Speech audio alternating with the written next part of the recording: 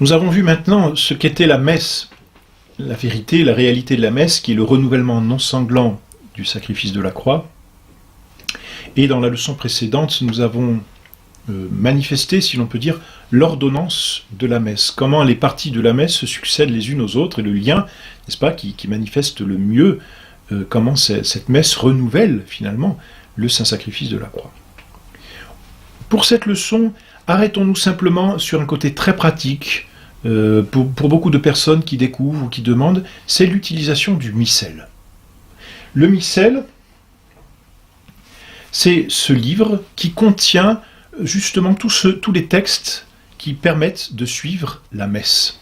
Dans le missel, donc, on trouve tout ce qui est nécessaire pour suivre la messe, et souvent, et à juste titre, parce que c'est compliqué, quand on découvre, quand on ne sait pas, souvent on est un peu perdu sur la façon d'utiliser le missel.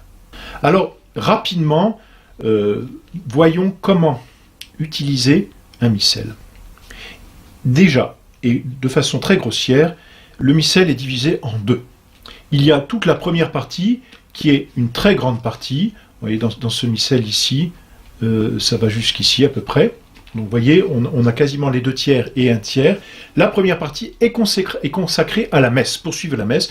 La deuxième partie, c'est plutôt pour la piété des fidèles. Donc c'est ce qu'il y a en plus. On y trouve les autres sacrements pour se confesser, le sacrement de baptême, le rite du sacrement de baptême. On y trouve des prières pour la piété personnelle, on y trouve, voilà, d'autres choses. Donc cette dernière partie, oui, mettons même ce dernier quart ou ce dernier cinquième, n'est pas proprement parlé en rapport avec la messe. C'est en plus pour la piété des fidèles. Et nous, ce qui nous intéresse, donc, ça va être la première partie de notre missel, dans laquelle nous allons trouver tout ce qui est nécessaire pour suivre la messe. Simplement, pour comprendre le fonctionnement du missel, eh bien, c'est assez difficile parce qu'il faut un peu comprendre le fonctionnement même de la messe et plus généralement de la liturgie qui règle. La liturgie, c'est ce qui règle tout le culte et dont la messe fait partie éminemment. Pour la messe, il y a deux choses. Il y a l'ordonnance même de la messe qui ne change jamais, et il y a les textes qui sont dans cette ordonnance, que l'Église a casé dans cette ordonnance de la messe, et eux qui changent. L'ordonnance de la messe, c'est l'ordre avec lequel se succèdent les choses, et c'est le canon de la messe qui ne change jamais. Ça, on le trouve au milieu du missel.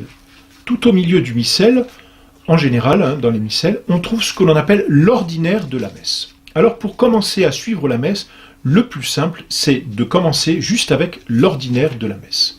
Et à l'ordinaire de la messe, tout commence précisément par les prières au bas de l'autel. Avec l'ordinaire de la messe, commencent les prières au bas de l'autel et on peut tout suivre en tournant les pages, les prières que le prêtre va prononcer. On n'aura pas accès là aux textes qui sont propres à la messe et qui changent d'une messe à l'autre. Mais on aura accès à tout ce qui ne change jamais et à l'ordonnance même du missel. Il y a la première partie de l'enseignement et dans les missels, c'est toujours bien fait, il y a ces encadrés vides qui disent, voilà, ça c'est le texte propre à la messe, il faut aller le chercher ailleurs. Dans un premier temps, si c'est compliqué, restons-en dans cette partie de l'ordinaire de la messe. On suit tranquillement et on peut aller ainsi jusqu'au bout et on va pouvoir rentrer à l'offertoire, c'est-à-dire dans la partie même du saint sacrifice de la messe, et trouver trouver les prières ou les textes que le prêtre dit à voix basse à l'autel, et le fidèle pourra les lire tranquillement et s'unir, bien sûr, à la prière du prêtre. Parfois, les fidèles disent qu'ils n'ont pas le temps de lire parce que le prêtre va trop vite.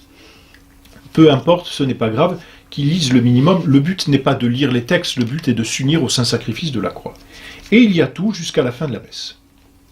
Voilà donc pour l'essentiel, et d'ailleurs c'est assez court finalement, voyez, l'essentiel de la messe tient dans ces quelques à peine une petite centaine de pages qu'on appelle l'ordinaire de la messe et qui permet de suivre déjà l'ordonnance, c'est-à-dire de savoir dans quel ordre les choses vont.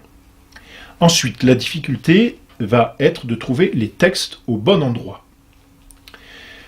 Alors, je vous l'ai dit, l'ordinaire de la messe se trouve au centre du missel.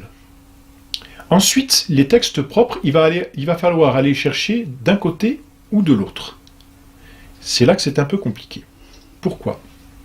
Parce que c'est l'Église, dans sa liturgie, qui a réglé l'ordre des textes et l'ordre des, de tout ce qui va se passer pendant la messe. Il y a deux parties, l'une avant et l'autre après l'ordinaire de la messe. Celle qui est avant et qui se trouve au début du missel, on l'appelle le temporal. Celle qui est après, et qui se trouve donc dans la deuxième partie après l'ordinaire, on l'appelle le sanctoral. La première partie va régler ce que l'on appelle les temps liturgiques, c'est-à-dire les dimanches, d'une façon habituelle, les dimanches de l'année. Depuis le premier dimanche de l'Avent jusqu'au dernier dimanche après la Pentecôte. Et c'est là que l'on va trouver les textes des dimanches, qui se suivent les uns aux autres, dans l'ordonnance même des mystères de notre Seigneur Jésus-Christ. L'année liturgique suit la vie de notre Seigneur. C'est pourquoi la première partie, toute cette première partie qu'on appelle le temporal et qui règle les dimanches, commence avec le temps de l'Avent, ici, premier dimanche de l'Avent, se poursuit avec la fête de Noël, puis de l'Épiphanie, et ainsi de suite. Et après l'Épiphanie, on arrive au temps de la Septuagésime, puis du Carême, qui est une partie très longue, et enfin, on arrive à la Passion de notre Seigneur Jésus-Christ. Après la Passion de notre Seigneur Jésus-Christ, on arrive à la fête de Pâques, la Semaine Sainte, puis Pâques. Et après Pâques, on va à l'Ascension, puis après l'Ascension, on va à la Pentecôte, et à la Pentecôte, on va terminer tout le cycle liturgique jusqu'à la fin de l'année, c'est-à-dire jusqu'au 23e ou 24e dimanche après la Pentecôte. Voilà pour le temporal, et je dirais pour la partie des dimanches. Les textes qu'on ne trouve pas dans l'ordinaire, le dimanche, se trouvent ici. En dehors des dimanches, il y a un autre cycle, totalement à part, et qui n'a rien à voir avec le temporal, qu'on appelle le sanctoral. Pour chaque jour de l'année, l'Église veut que nous honorions des saints, qui sont nos modèles, et qui nous dispensent des grâces. Et pour les honorer, elle a prévu des textes et des messes qui seront célébrés en leur honneur. Eh bien, les textes de ces messes, on les trouve dans le sanctoral. Voilà, pour cette deuxième partie, voyez, pour chaque jour de l'année, ou presque, il y a un saint qui a été fixé. Le sanctoral commence en général à la fin novembre. Voyez, ce sanctoral, on l'appelle le propre des saints. Il commence fin novembre, 29 ou 30 novembre pour la Saint-André. Et chaque jour de l'année, il y a un saint. On le sait, parfois c'est comme ça que l'on appelle, n'est-ce pas, les différents jours de l'année. On parle de la Saint-Sylvestre, n'est-ce pas, on parle de la Saint-Valentin, et ça vient du missel, tout simplement.